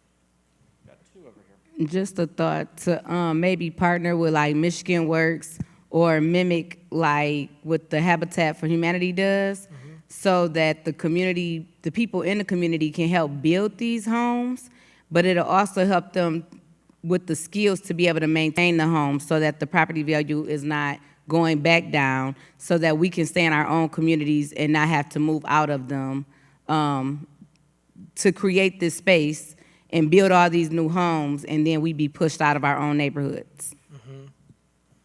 Yeah, I love that comment, particularly as it relates to housing development, is, you know, training people on the skills to build houses and then become the people who are developing the housing and then, you know, profiting and building wealth through the creation of new housing opportunities. And the Habitat model is a great one, too. Thanks for bringing that up. Another comment here? Yes, I like her comment about, you know, integrating the work that we're going to do to build new housing to where we're training our own residents on building and being able to get some of those jobs and learn how to be able to make repairs and additions to their own property. As a council person, though, I think one of the ways that the city can, because there's always opportunities for the private sector in workforce development, but there has to be a marriage between the private sector and the municipal government. The city we need to hire a workforce development manager.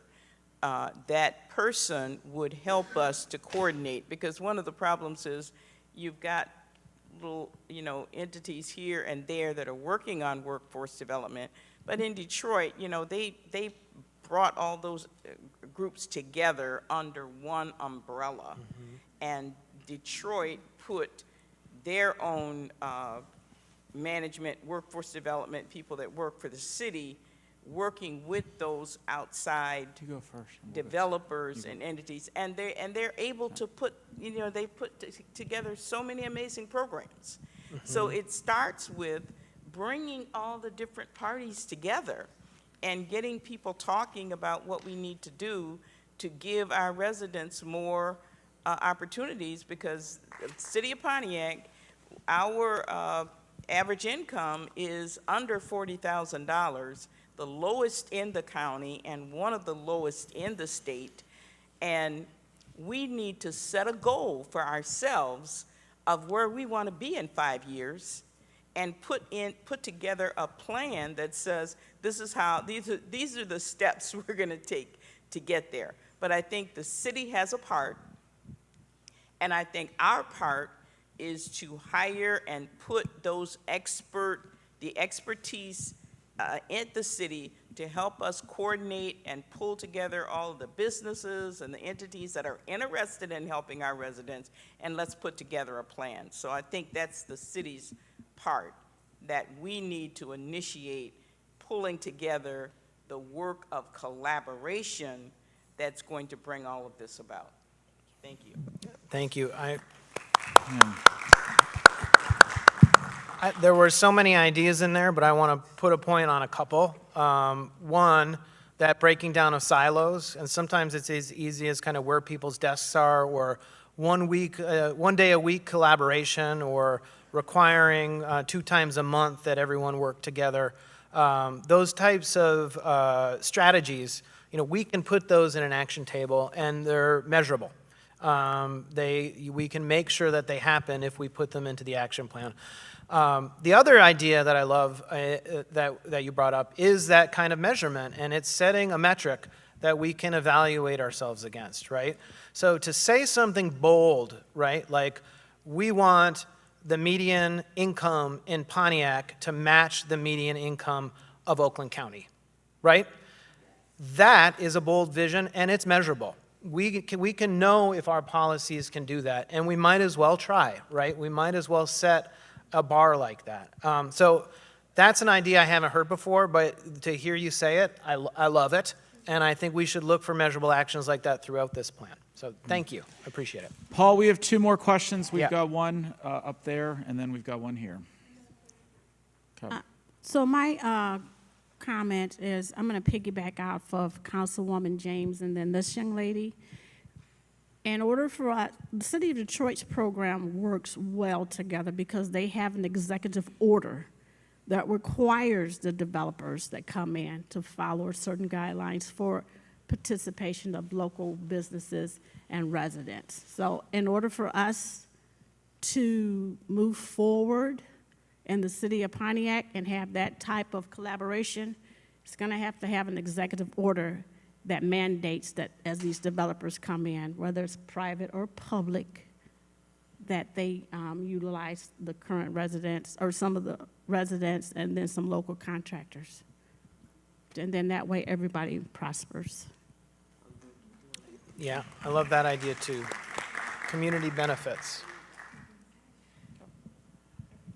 Was there one more? Yeah. Public schools, charter schools. That is something that we have to focus on. And coming up, we have 3 positions open on the school board for election in November. So we have proficient students coming out. You'll have a lot of developers coming here to get those students to work with them. But yeah, we really need to have proficient students. I see up there better public schools. That is the real piece of the whole job training thing, workforce development. It's really how we develop our young people. If we can look at developing our young people to come out of school into that workforce proficient, then the workforce development is done. So look at your public schools, be aware of be aware of this election that's coming up in November. Who's running and what they're talking about doing and what you want them to do. Thank you. All right, we're going to continue to take comments, but I'm going to read into the next goal.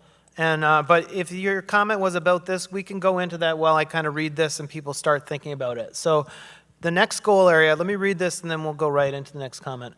Downtown and commercial, strengthening the downtown as the cultural and economic hub in a way that invites residents to the workforce in the city to live, play, and stay downtown in a way that improves the connection to the neighborhoods. So let's go on with that comment too as people think about this. Oh, we're over here. Paul, Yep. we have one more question, comment about workforce development. Yep. Thank you.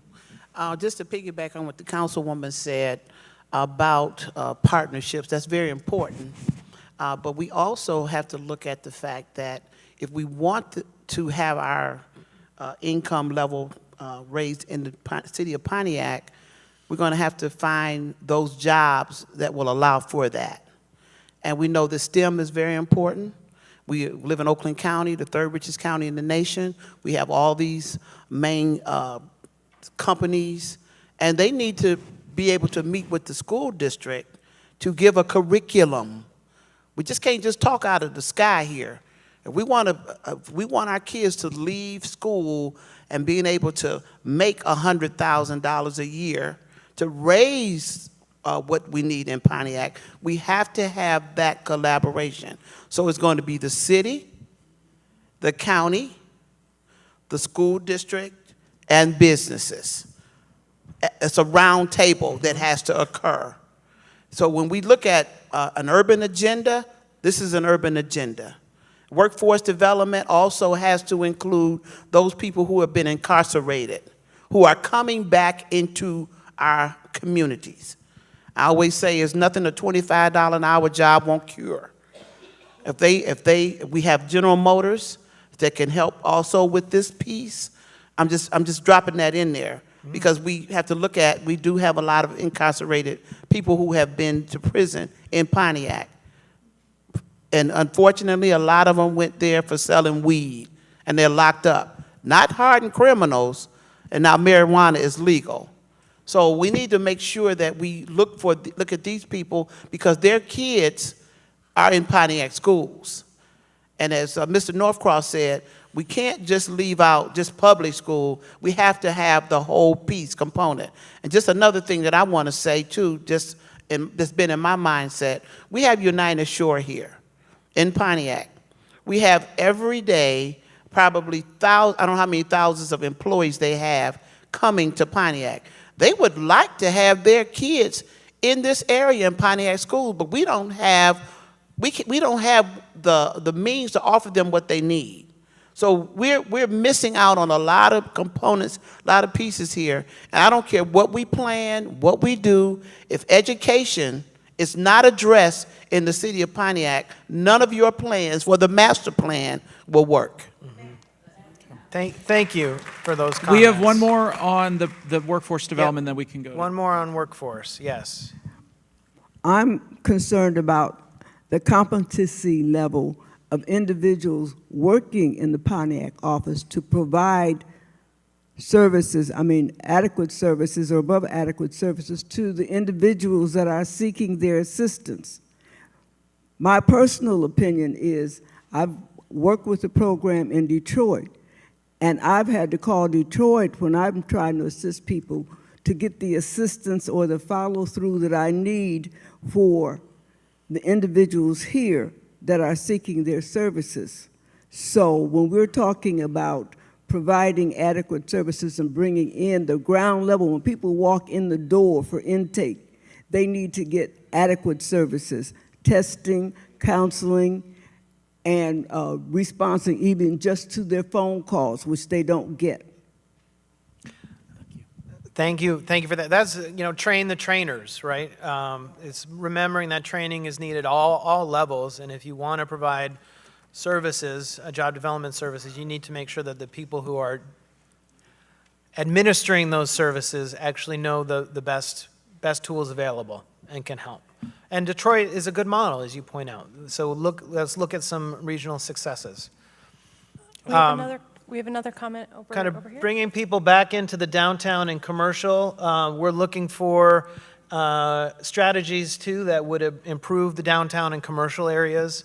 I'll read some that people who have been kind of participating here in this goal, mentioning supporting the fine arts. Again, daylighting the river. This is an idea that has come up a lot in terms of creating access to the water features, and certainly that would be a benefit to downtown and to businesses as well. Attracting quality retail, providing financial resources to people who are opening businesses, grant programs, providing safety, public safety, enforcing ordinances, blight removal. So some of the themes that we've been talking about tonight are really important for improving the commercial areas and the downtown as well. And we've got some more comments here. I think that there have been some wonderful comments made. As we walked into this building, isn't this a wonderful physical plant? And it probably is the smallest high school as far as population in the area.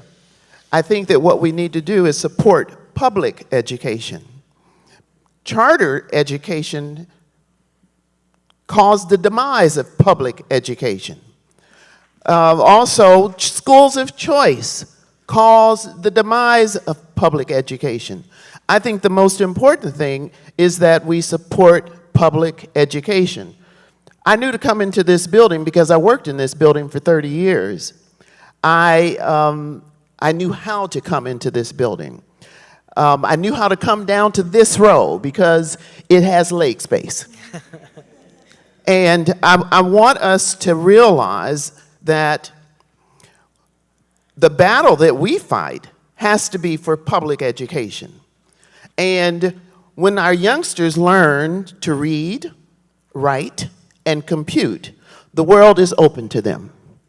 As I spoke to young people when they were headed to college, I said the main thing that you have to do is read. You cannot go to a class unprepared. And then you have to have some persistence. And then you have to have a goal in mind. Even if that goal doesn't become the one that you actually acquire, have it in mind, and perhaps you'll have a plan B as well.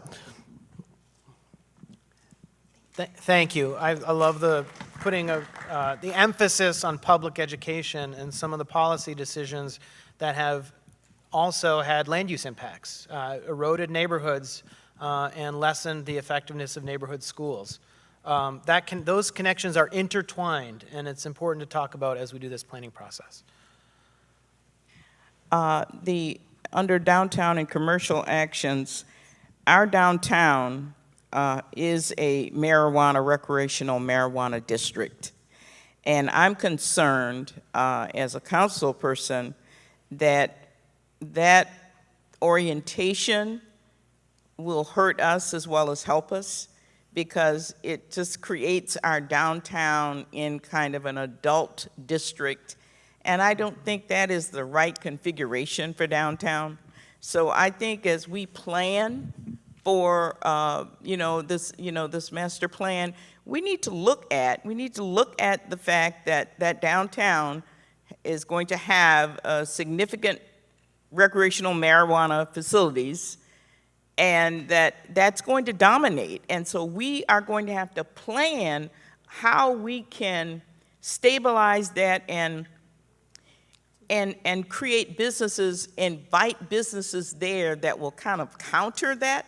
Mm-hmm. You know, I'm thinking some kind of recreational businesses that would attract families. Mm-hmm. That would attract, restaurants generally attract families, but we're going to have to, because of the marijuana, we're going to have to go beyond that and really do something to attract family types of businesses so that we get a mix there of downtown. If we don't do that, if we don't deliberately create that mix, I think marijuana will dominate our downtown, and I think that would be not a good thing for the city of Pontiac. Thank you for that comment. Yeah, so family, adding family, a family focus to some of the uses in downtown, and that also, speaks to having a 24-hour life, right? So something for everybody at every phase of life, at every time of day, and a welcoming and active environment. I honestly think just to bring life back to Pontiac, life is in Pontiac, first of all, but revitalizing or rebuilding the Phoenix Center, I think that will help where we used to have family events on top of the Phoenix Center. I would love to see that come back to build up and rebuild like we are the Phoenix, and I think that would be a big accomplishment just to bring more attractions and more things to Pontiac. Awesome. Thank you for mentioning that too. Some of these catalyst sites, right? That space, reinvigorating it will create a new life, a new phase of life in downtown Pontiac. We got another comment. So this is something that I brought up in the stakeholders meetings, and I'm sure the administration is going to get tired of hearing it from me, but one of the big issues we have is that there are a lot of speculators that have come in and purchased land, and they're sitting on it waiting for a massive payday. Marijuana hasn't helped this. There's a lot of buildings that are tied up with speculation that they're going to get licenses. Perhaps they will, perhaps they won't. There's also folks that got in at a possibly in an opportune time, maybe paid a little bit too much for the buildings that they have, are again waiting for a big payday and doing absolutely nothing with them.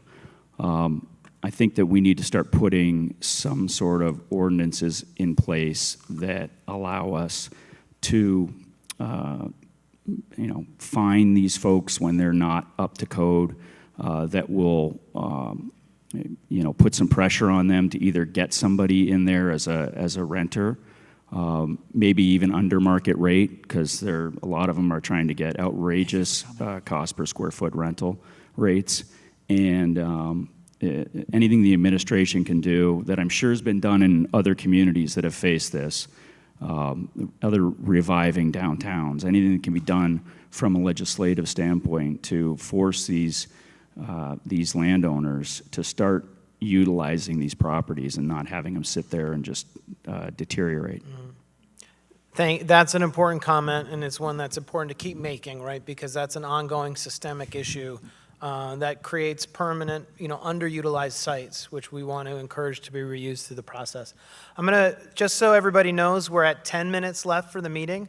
I have about 3 more goals to get to.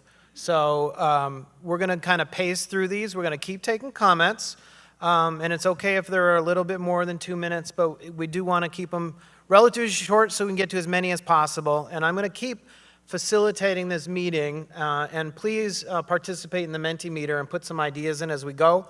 And then I want everyone to kind of keep making your comments, and we'll keep going around and finding who wants to talk next.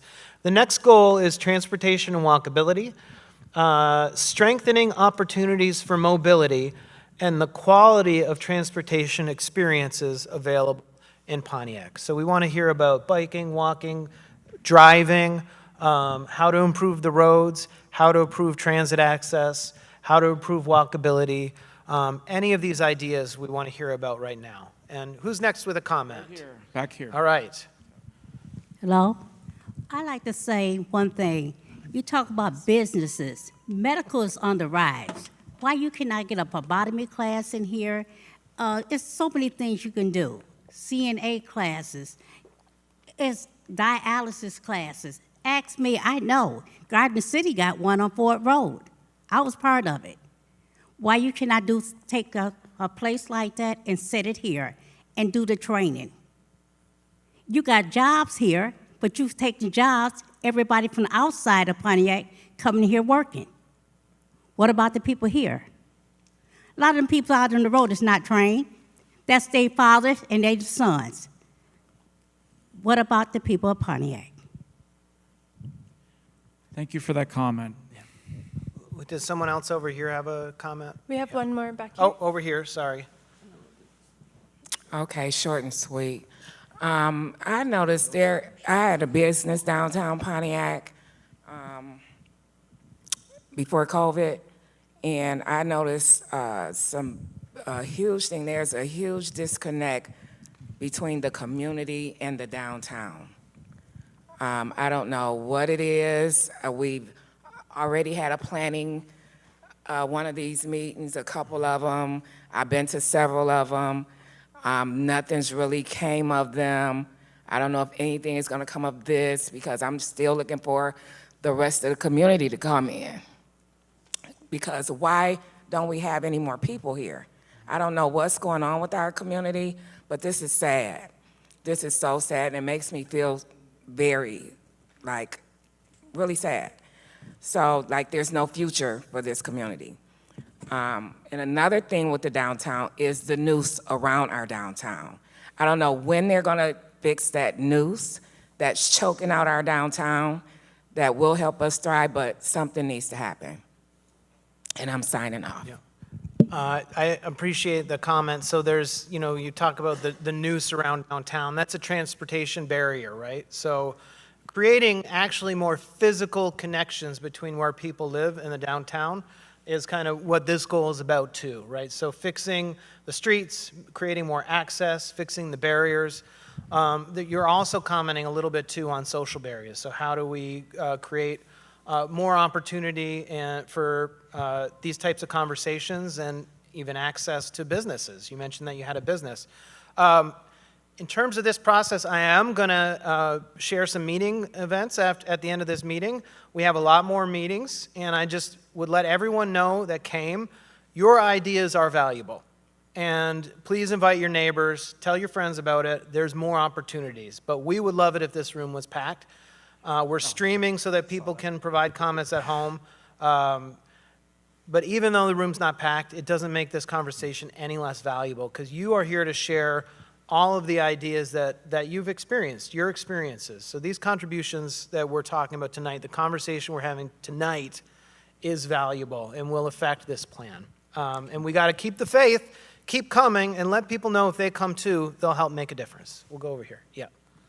When I was younger, I've been in Pontiac 73 years. I was born in the city of Pontiac.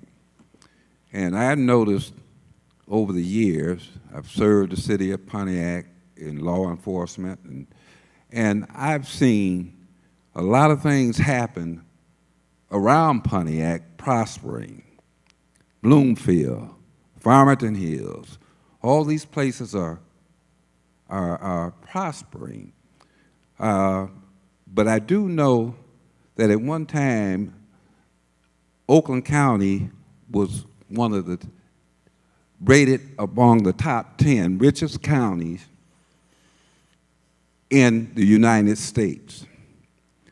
Now I think they rate around the 25th or 30th richest county. And, okay. Yes, these counties around us, but Oakland County was considered one of the richest counties at one time, the top 10. But yet, and are we still considered the seat of Pontiac?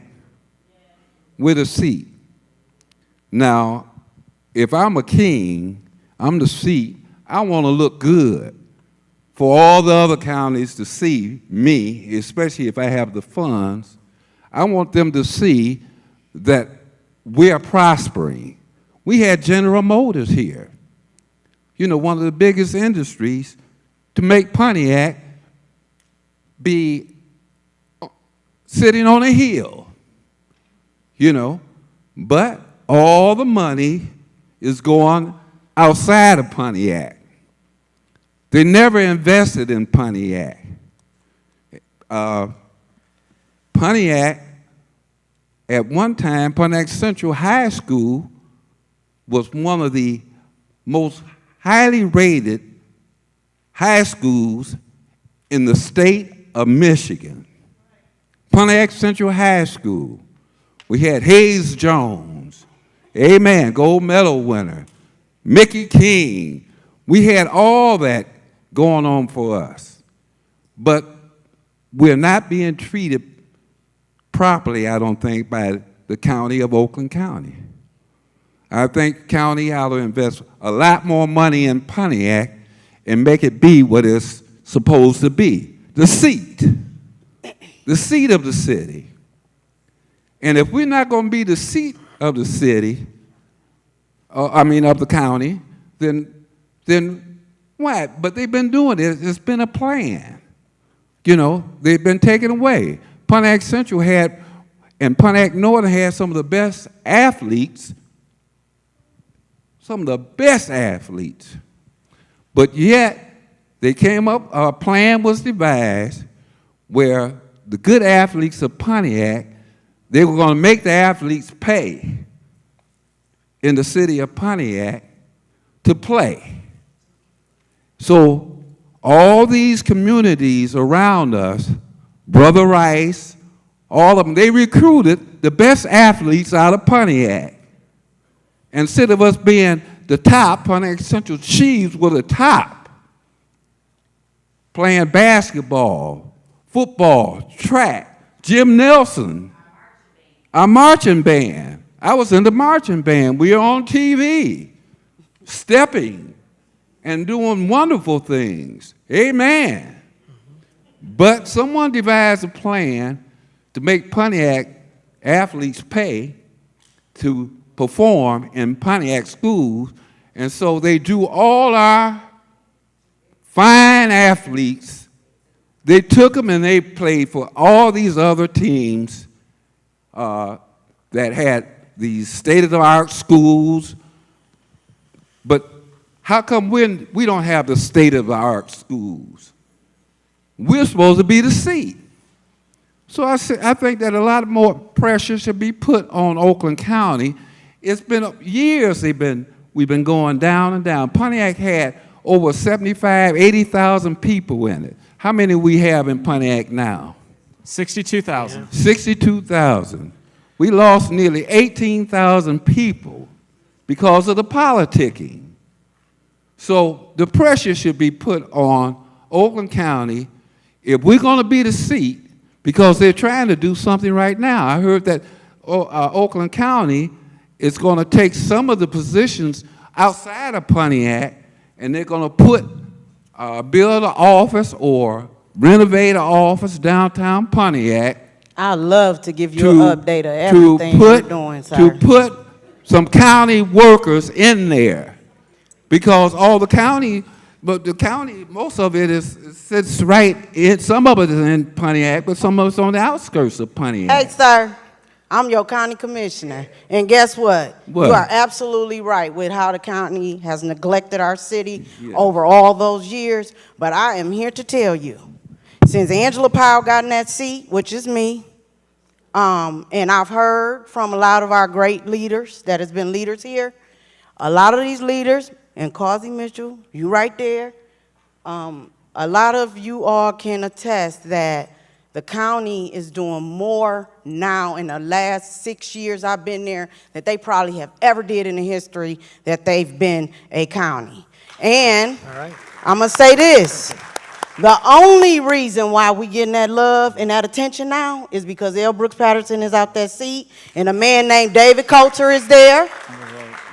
And we have other electeds at the county in different departments that have like minds that want to help Pontiac thrive.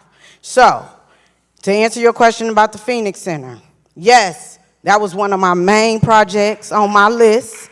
Yes, we purchased it. We put $20 million to it, but if we would not have got that $50 million that Brenda Carter and Jeremy Moss and UWM lobbyists for the bridge and the city of Pontiac lobbyist team helped coordinate to make sure we got that $12 million for the bridge and we got that $50 million for the Phoenix Center.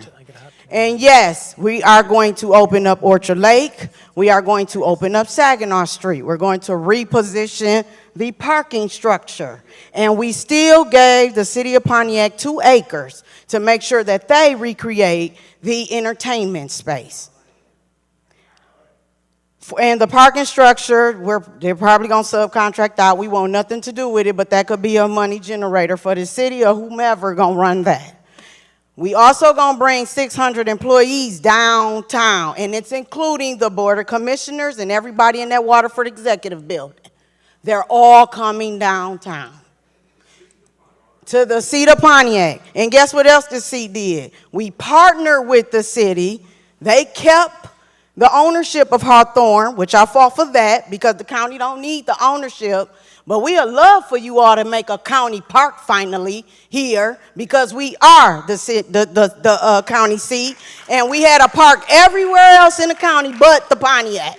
So we have partnered. Let me make that clear. Partner. Oakland County maintain it and maintenance it, but the city of Pontiac still owns it.